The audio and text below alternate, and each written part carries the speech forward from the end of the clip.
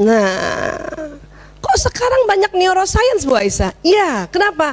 Karena banyak ditemukan alat-alat yang bisa mendeteksi otak orang yang masih hidup. Kalau dulu, kalau mau periksa otak manusia, itu tunggu orangnya meninggal, baru diambil otaknya.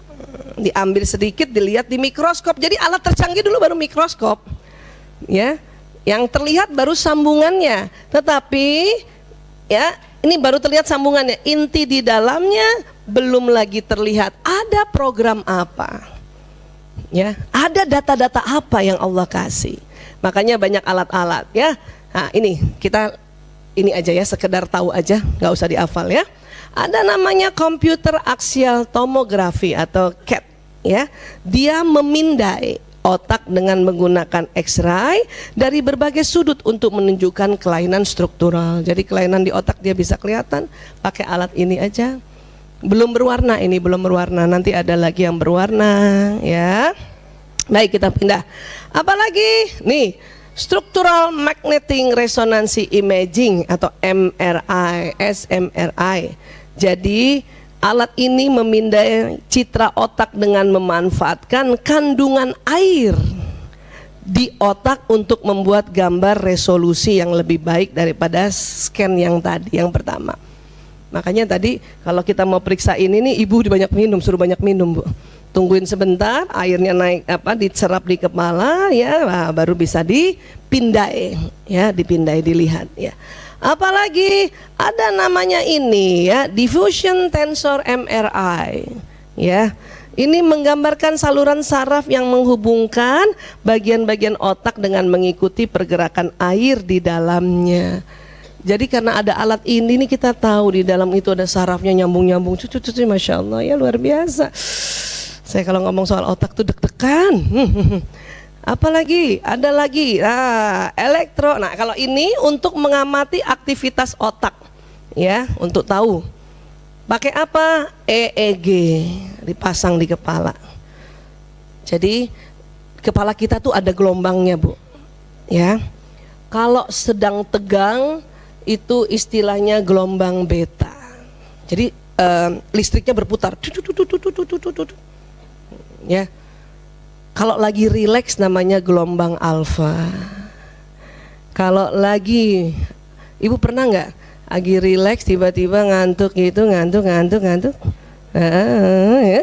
Nah, itu namanya ya gelombang theta gitu.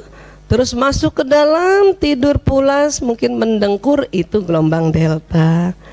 Nah, itu ditahu oleh ini. Jadi kepala kita begitu ya. Kepala kita seperti itu. Oke.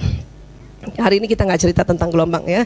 Kemudian ada ini PET, positron emission tomography itu ya, pemindaian dengan memanfaatkan zat radioaktif. Kok bisa berwarna Bu Aisyah? Emang otak kita berwarna? Bukan ya. Jadi pasiennya disuntikkan zat radioaktif ya. Nanti baru nanti pas difoto kita kelihatan. Jadi kelihatan banget nih, otak orang normal kayak gini.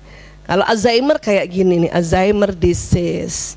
Bahasa sekarang pikun. Ya, pikun. Sudah pikun kah? Belum lah ya. Coba cek sekarang ada angka 100. Coba kurang 55 mundur. 100, 95, 90. Ayo. 85, 80, 75, 70. Masih bisa? Alhamdulillah. Belum Alzheimer. Coba sekarang 100 dikurang 7.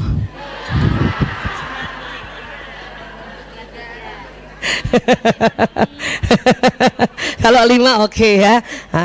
Maksud saya kalau 5 aja masih lancar, luar biasa. Ada orang dikurang 5 aja udah 195, 90, 85. Berapa ya? Nah, ada tuh. Ya, itu tanda-tanda Alzheimer. Ya. Iya, tanda-tanda Alzheimer. Yang gampangnya gitu. Ibu nggak bisa, masih bisa begitu semua kan? Masih bisa tadi sampai akhirnya 5 bisa? Kalau sekarang belum diikut, nanti di mobil atau di rumah coba lagi bengong-bengong 195, 90. Ya, baik. Apalagi? Ini functional MRI. Ini pemindaian gambar otak di mana subjek diperintahkan untuk tetap beraktivitas sambil mengerjakan tugas. Jadi otaknya dipindai, orang ini disuruh macam-macam gerakannya dan bahkan disuruh misalnya bicara, berpikir gitu ya, atau menghayal, nanti ketahuan.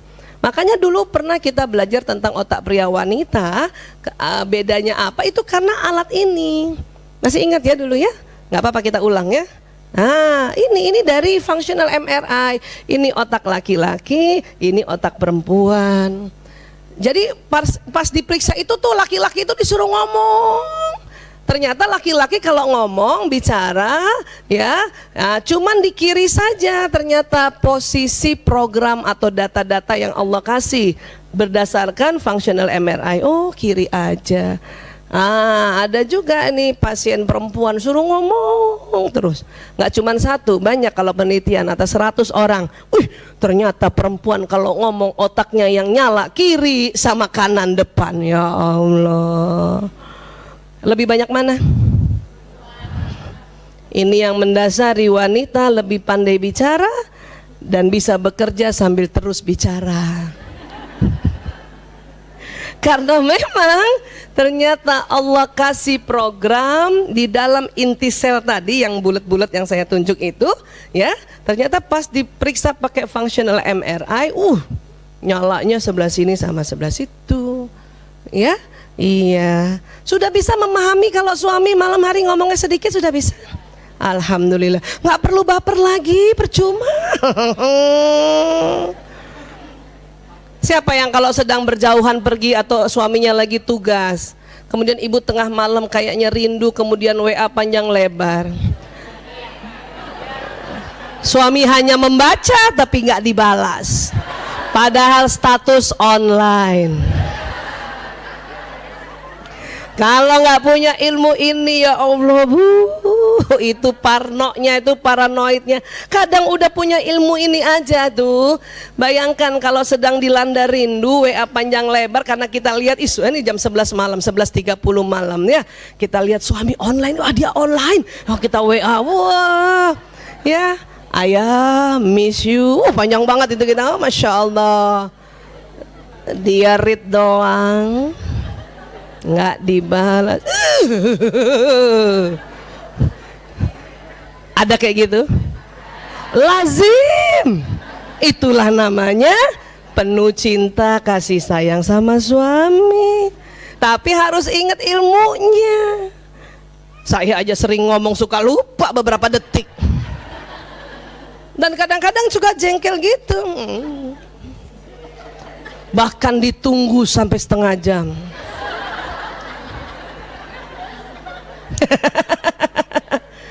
Kalau lagi moments itu lebih marah lagi. Makanya disuruh nggak usah mikir, langsung istighfar. Astagfirullah, astagfirullahaladzim, astagfirullah.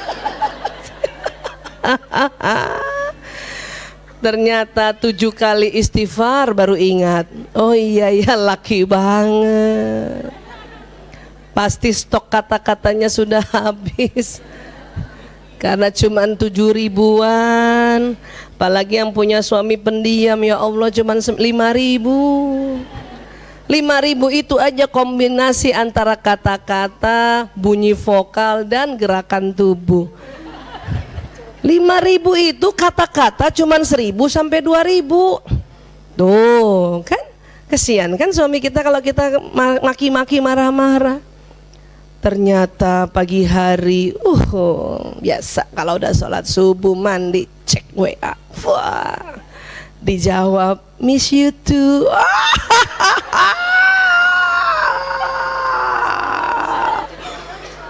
Karena beliau sudah tidur dan subuh kembali 7.000, maka sudah bisa ngetik lagi. Ya Allah, baru inget tuh, laki banget. Ya, ini saya suka ulang-ulang karena kadang-kadang bapernya kita hanya gara-gara ini loh. Dia bilang betul. Curhat sekalian. Siapa jengkel sama anak laki-laki yang sudah agak gedean, barangkali dia kuliah di luar, ibu nasehatin panjang lebar, dia cuman jawab ye.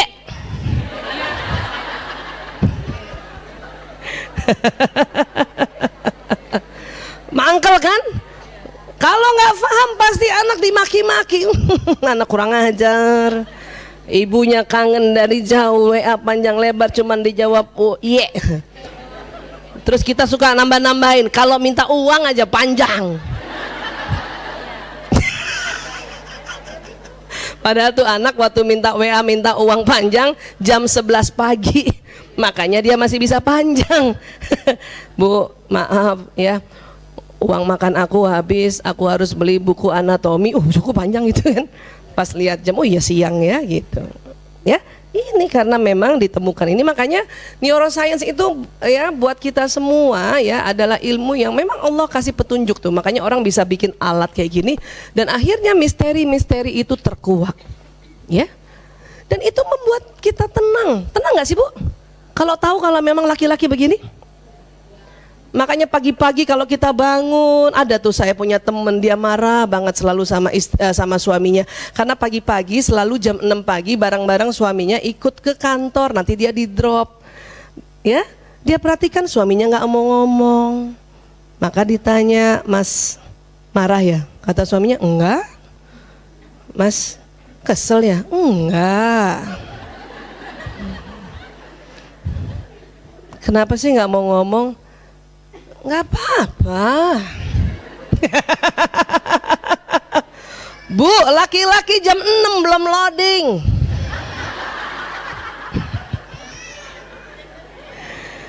Ya Allah, Bu Aisyah, bukannya udah kumpul 7.000? Iya. Makanya syukur dia jawab sedikit-sedikit gitu. Kapan loadingnya? Jam 8. Pas di kantor. Makanya kadang-kadang kalau kita ke kantornya lihat suami di kantor, ya Allah, di kantor dia ngomong sama aku aja pagi cuman enggak, iya, malam lebih parah, gitu ya. Iya, paham ya Bu? Makanya nggak usah oya-oya juga anak laki-laki sama suami kalau mau menyiapkan sarapan pagi. Ibu-ibu kan gitu ya, mau makan apa? Roti, kan gitu doang kan? Mau kita tuh roti apa? Tanya anak, Mas Kakung mau makan apa? Telur. Ya telur apaan? Tapi itulah laki-laki kita yang harus paham telur apa ya. Siapin aja lengkap semua, mulai mata sapi ya, mata kambing. Semuanya siapin. Ya.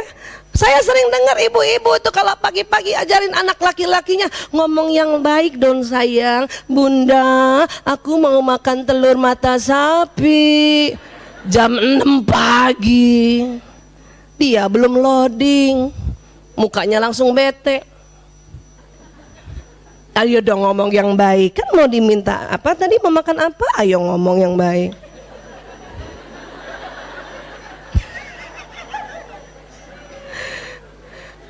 Bu, pagi-pagi laki-laki nggak usah dioyak-oyak karena memang dia belum lagi bisa banyak keluarkan kata-kata. Apalagi yang suami yang tahu nih nanti jam 8, 9, 10 akan rapat terus dan dia pimpin rapat. Pagi-pagi dia sedikit-sedikitin kata-katanya. Ya, buat apa? Ya buat nanti kerjaannya. Makanya kadang-kadang kalau kita cerita sama suami ya, Mas hari ini jam 8 aku jalan, insya Allah jam 10 nanti ada di Rumil, habis dari Rumil jam 2 nanti aku praktek di Bayangkara, habis itu nanti aku ke Ancol ada acara Kementerian Agraria. Kita begitu kan? Kalau suami gimana? Saya nanti malam sampai malam mau ketemu orang. Orang siapa? Kita minta detil kan? Siapa sih? Iya gitu deh gitu. Kenapa? Karena memang mereka bawah sadarnya walaupun dia nggak tahu, belum belajar, faham bahwa kata-katanya sedikit, maka diirit-irit. Kita kalau nggak paham tersinggung, ya Allah. Saya karena udah paham, suami saya waktu bilang ketemu orang, iya laki banget ya Allah. Dulu menuntut, soalnya dulu menuntut. Siapa aja, ayo. Kita dulu menuntut, ya. Padahal mereka susah, kenapa? Karena dia mau, ya, hemat itu kata-katanya untuk pekerjaan dia. Udah syukur dia ngomong, alhamdulillah. Iya mas, ya mas, insya Allah dimudahkan ya. Nah. Tapi jangan salah, laki-laki juga kesel kalau perempuan pagi-pagi nggak ngomong. Karena biasanya kita ngomong. Mulai takut tuh suami-suami tuh. Biasanya saya suka diliatin, tapi nggak ditanya-tanya. Ya, karena laki-laki itu karena nggak tahu kenapa ya, itu bawah sadar dan itu fitrah. Senang juga pagi-pagi itu dengar kicauan istrinya. Anak laki-laki senang juga ibunya setiap hari pagi-pagi ngomong, asal jangan nanya dia.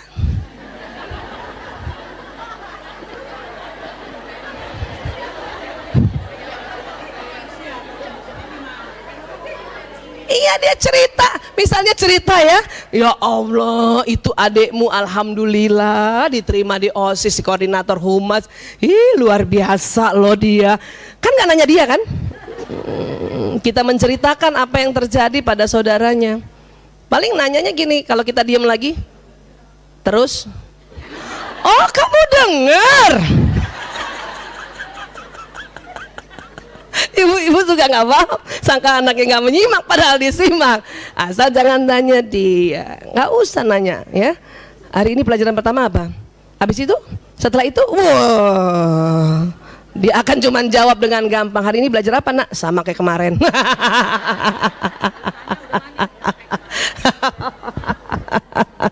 Itu ya.